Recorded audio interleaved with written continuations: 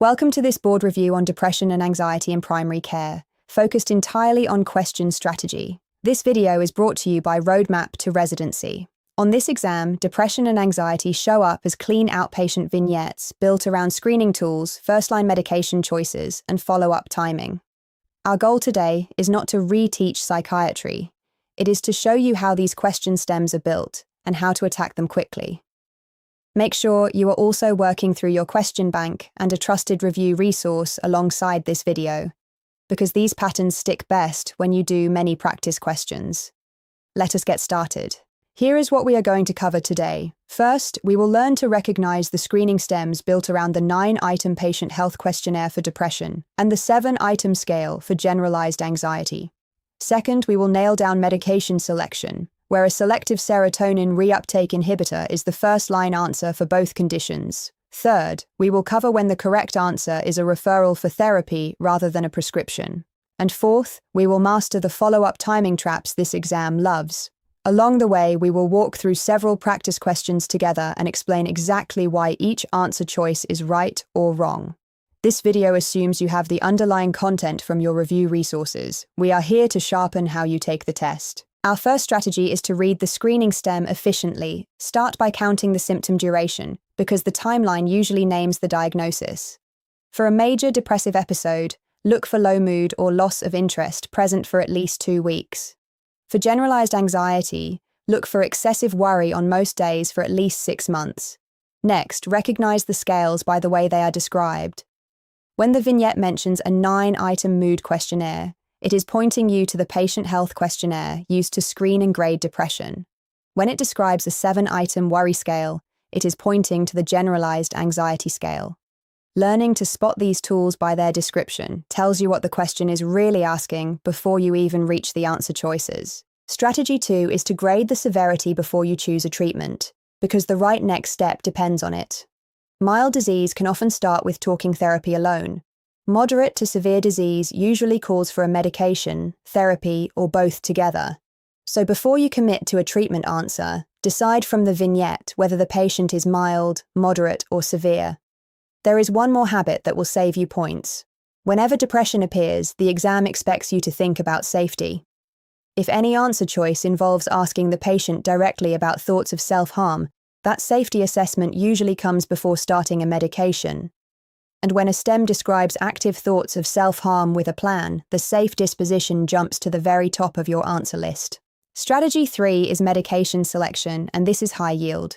For both depression and generalized anxiety, the first-line medication is a selective serotonin reuptake inhibitor. When the answer choices pit one of these agents against older or riskier drugs, the serotonin reuptake inhibitor is almost always the intended answer for an uncomplicated outpatient. But watch for 2 traps. First, before starting an antidepressant, scan the stem for any history of a manic episode, because starting one of these agents alone in a patient with bipolar disorder can trigger mania. Second, give the medication time. A very common trap shows a patient who started treatment only 1 or 2 weeks ago and feels no better. These medications need roughly 4 to 6 weeks at an adequate dose before you judge the response, so switching or adding a drug that early is wrong. Let us work through our first practice question. A 34-year-old woman comes to your clinic with low mood, loss of interest, poor sleep, and low energy for the past 3 weeks. She has no thoughts of self-harm and no history of a manic episode. Her mood questionnaire score is in the moderate range, and her physical examination and laboratory studies are normal. The question asks for the most appropriate next step. Notice the duration, the moderate score, the absence of self-harm, and the absence of prior mania before you choose. Read the 4 options carefully and pick your answer. Then we will walk through the reasoning together on the next slide. Let us break this down step by step. First, spot the pattern. We have low mood and loss of interest for more than 2 weeks with several supporting symptoms, no thoughts of self-harm, and no prior mania, and a mood questionnaire in the moderate range with a normal workup. That is a major depressive episode. Second, apply the rule. For moderate depression in an otherwise healthy outpatient with no history of mania, the first-line medication is a selective serotonin reuptake inhibitor. Third, eliminate the wrong answers. Reassurance alone undertreats a real disorder. A benzodiazepine is not first-line and carries dependence risk. Brain imaging is unnecessary when the history and workup already fit depression. The correct answer is to start a selective serotonin reuptake inhibitor. Notice how naming the severity pointed you straight to it. Here is our second practice question, and this one centers on generalized anxiety. A 28-year-old man comes to the clinic with 8 months of excessive worry about work, family, and health on most days. He reports restlessness, trouble concentrating, muscle tension, and poor sleep. His anxiety scale score is in the moderate to severe range, and his thyroid studies and physical examination are normal. The question asks for the most appropriate next step. The key here is to confirm the 6-month pattern of worry, note that a thyroid mimic has been ruled out, and then choose the first-line treatment. Pick your answer, and we will reason through it on the next slide. Let us work through this answer. First, confirm the pattern. The STEM gives you excessive worry on most days for more than 6 months, along with restlessness, poor concentration, muscle tension, and disturbed sleep. And it tells you the thyroid studies are normal, so a medical mimic is ruled out. That is generalized anxiety disorder. Now, why does the serotonin agent win? The first-line medication for generalized anxiety disorder is a selective serotonin reuptake inhibitor. A benzodiazepine for long-term daily use is the dependence trap and is not first-line. Repeating already normal thyroid studies adds nothing, and simply removing caffeine and waiting a year undertreats a disabling condition. The correct answer is to start a selective serotonin reuptake inhibitor. Now let us talk about when the right answer is therapy rather than a pill. First, match therapy to mild disease. For mild depression or mild anxiety, structured talking therapy such as cognitive behavioral therapy is a strong first-line answer all by itself. So when a vignette describes a motivated patient with mild symptoms who would rather avoid medication, the referral to therapy is often the intended choice over a prescription.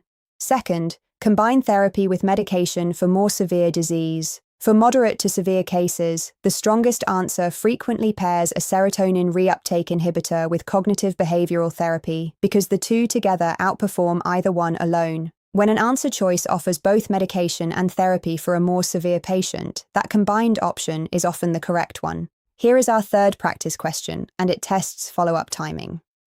A 42-year-old man was started on a selective serotonin reuptake inhibitor for moderate depression 2 weeks ago.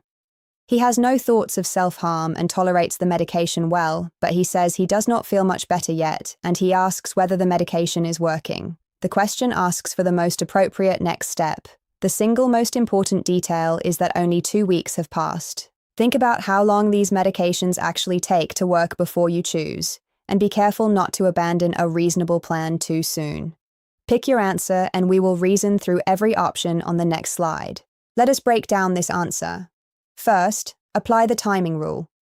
A patient only 2 weeks into a selective serotonin reuptake inhibitor simply has not had enough time to judge the response, because these medications need roughly 4 to 6 weeks at an adequate dose to show their full effect, so continuing the medication and reassessing in a few weeks is the correct step. Now, the key distinction between the wrong choices. Stopping the medication at 2 weeks calls it a failure far too early. Adding a benzodiazepine introduces dependence risk for a problem that only needs more time. And switching to a different antidepressant class now is premature. Every distractor abandons a working plan too soon. The correct answer is to continue the medication and reassess. Here is a critical exam day pearl that runs through every depression vignette, and it is the safety first rule. First, whenever a depressed patient appears, check whether the STEM mentions thoughts of self-harm. If the patient screens positive for depression and one of the answer choices is to ask directly about self-harm, that safety assessment usually comes before you start any medication. Then, choose the safe disposition. When a STEM describes active thoughts of self-harm with a specific plan and intent, outpatient management is no longer safe, and the correct answer shifts toward urgent evaluation in a protected setting. Let the presence or absence of a plan steer you between clinic care and a higher level of care. Screening for safety first, then matching the disposition to the risk, protects your patient and protects your score. That wraps up our review of depression and anxiety in primary care. Remember the core ideas we covered today.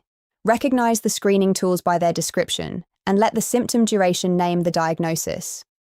Reach for a selective serotonin reuptake inhibitor as your first-line medication for both conditions, but rule out prior mania first and give any medication 4 to 6 weeks to work.